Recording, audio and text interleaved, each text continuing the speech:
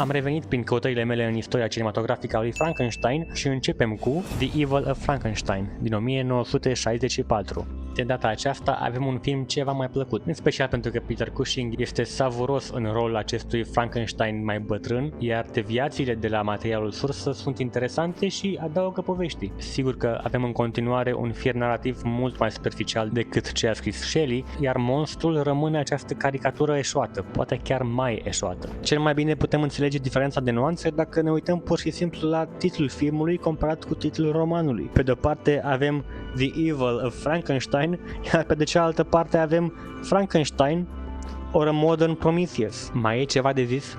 Mary Shelley's Frankenstein din 1994.